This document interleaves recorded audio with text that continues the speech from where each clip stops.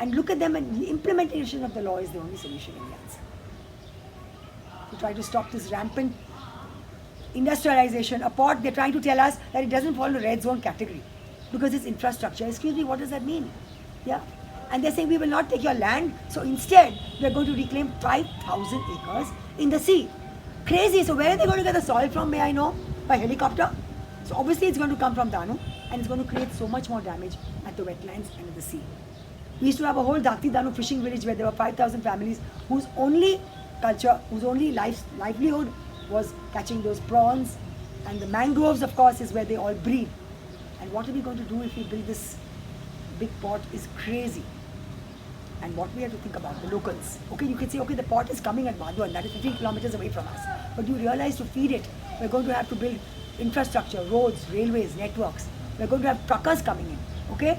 After all, to carry those containers. And what do truckers need to sustain them? They would need alcohol, booze bars, gambling dens, and whorehouses. Is this the kind of environment you want your children to be brought up in? Think about it and take responsibility. Really.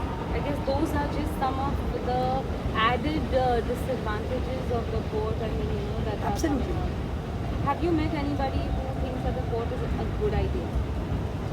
If so, what kind of a person is that? They might have a point of view. I don't know. When I went to one of the meetings, luckily we formed a local committee, Dahanu Sangharsh Samiti. Forget the name. Okay.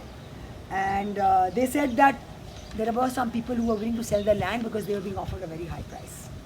How much money passes hands where, and what happens, and what clout is used, we don't know. Eventually. Oh, it's clout for sure. Yeah. It's clout for sure. Because I think that if somebody in Dahanu is selling their land thinking that it's going to fetch them a really big sum of money or whatever, I feel that's rather short-sighted, because if you have land in Dahanu, you're unlimited rich. You're a king. You're a king. If Total. you can grow stuff in your own thing, like you can be completely Independent. Completely independent. You don't Especially need no today with this market. COVID thing, just think about it. You don't need nothing. You don't need nothing. So what has not changed across the board for your SSC board or ICSE or CBSE or whatever is that you have certain constants in life. Land being one and labor being the other. And it's never going to end. I mean, land is going to be there. It's the best investment there is. So if you sell your land, you're From stupid. the point of view of the person who owns it. Yes. Of course, your soil fertility and all of that is another discussion altogether. But if I have a piece of land, to give it up for paper cash is ridiculous, because paper cash is a 2 paise print kiya hua paper that says that I promise to pay the bearer a sum of whatever X amount of rupees or something. It's a promise is what it is. Cash and currency are different things. Cash is paper cash, currency is land, irrevocable gift of nature. And that is what people don't realize. So you really want to trade in that? And I wish a lot of sensible people see this and spread the word and try to spread the message to a lot of people. that was a great Totally. question, very cathartic. Yes. All right. Question 7. I guess you have kind of in part answered this. How can the government help and support? By implementing the law, by implementing these 3 things. And polluter pays, there's a polluter pays principle also, which was passed. Yeah. It says whoever pollutes has to pay. If you cut 1 tree, you have to plant 10 trees. When they were widening the road, Irani Road, I went up to this gentleman who owned a paper and I said, you're cutting this tree today. Promise me you'll plant 10 trees. Of course I will. Nothing doing, he never planted them. He didn't live long enough, but then that's his bad luck. Actually, Dharmadhikari's committee got a lot of afforestation done. I must say that. Who is Dharmadhikari? He was the chairperson of this committee, DTEPA, which was saving Dahanu till now, and now they want to disband that committee too. Why? On the That basis is going of on. what? Saying that it's spending too much money, instead we'll give you small committees. I like this one line which said, even though it's technical, basically it's a fight between your ecological equity, we're talking about ecology, and economic development, which is money. Actually, I told you the uselessness of that bloody money. Yep. Has the plastic ban made a difference? If yes, how? If no, how? Yeah. No, it has definitely made a difference. I don't know up to what percentage.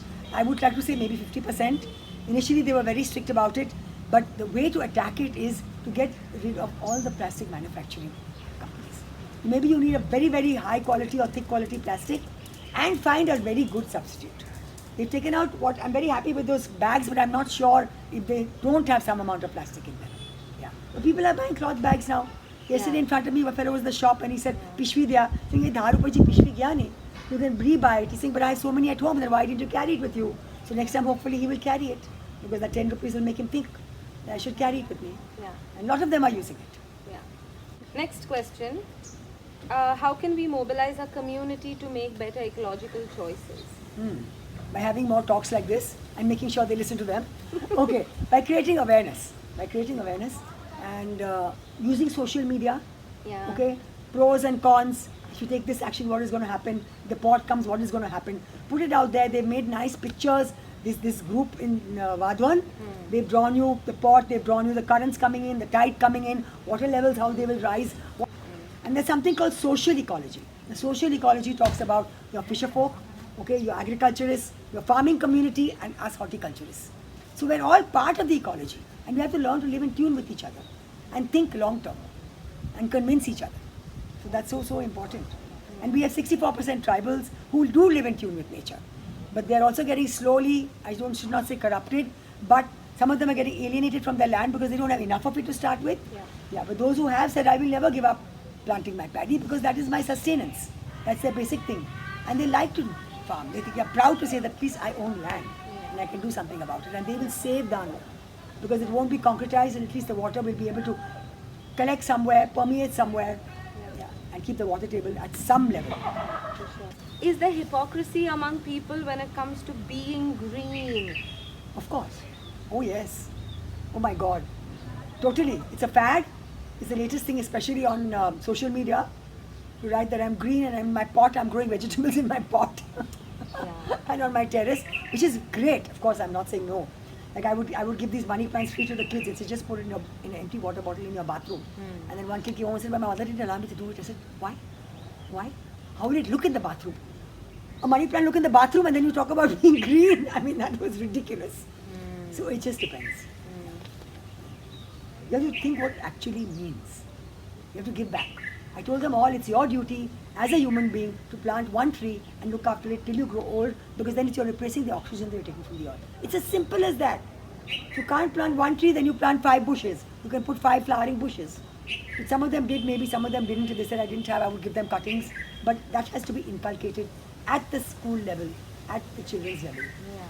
Where did that question go? There are mixed messages that go out to the students because they are not frugal in terms of the paper or any other resources or electricity or even human resources, human capital also Labor. that goes into things. They are not. However, the message that a child hears is that okay, we have to just go green and eco-friendly and sustainable, and it's all being fed. However, it's not something that they have experienced. Electricity at all. is the biggest destroyer of our environment, Yeah. whichever source it comes from, except solar. Yeah, because no school accepts. I have used this back in the day I wasn't born in the cause generation Yeah. where we had causes. I think life only itself was an overall cause that you work towards.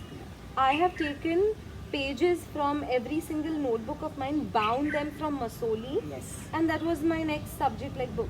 Nobody does it I anymore. made the kids do it in school. Parents don't Yes. do it, and schools want new books. They don't want to do that. So, in Marathi we call it like gharguti upay. Oh. They are somehow so bothered by looking a certain way or whatever, New especially school bag every year. urbanized and industrialized, corporatized schools want to look a certain way so badly that all of these sort of, old school things, they don't look, I don't know, I think it looks beautiful. Recycle your textbooks if they are in good condition. I made them do that. Environment, they all did that. You have to compulsory buy new books, you have to Yeah. compulsory buy new textbooks. Not I have okay. used hand-me-downs, clothes or shoes or whatever, Absolutely. all the time.